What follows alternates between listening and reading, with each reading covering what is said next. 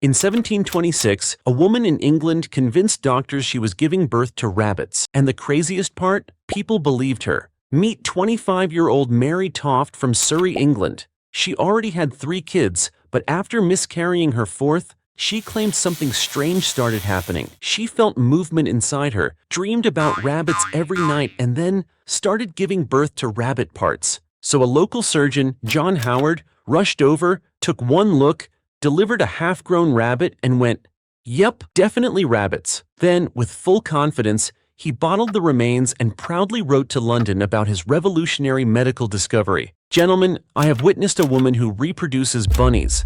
London went absolutely bananas. The story spread like wildfire. Even King George I heard about it and decided to get involved. He sent his royal surgeon, Nathaniel St. Andre, to investigate this miracle of maternity. Nathaniel actually watched her give birth to a rabbit, checked it, nodded and said, "Yup, that's a rabbit."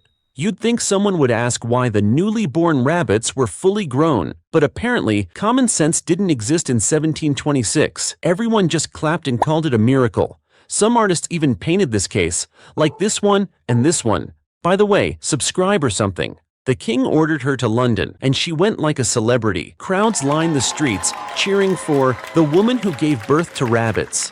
Newspapers even published daily counts of how many rabbits she'd supposedly delivered, and people placed bets on how many she'd pop out next. Then 2 actual competent doctors, Sir Richard Manningham and James Douglas, stepped in. Not like the previous geniuses who probably earned their degrees from cereal boxes.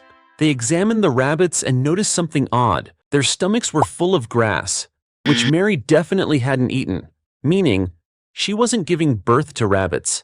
She was inserting them inside herself. Wait, give me a second.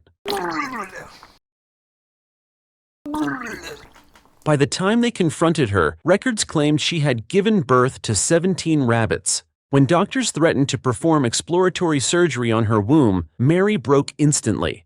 She confessed she, her husband, and her mother-in-law had been buying baby rabbits from the market, chopping them up, and using them to fool doctors.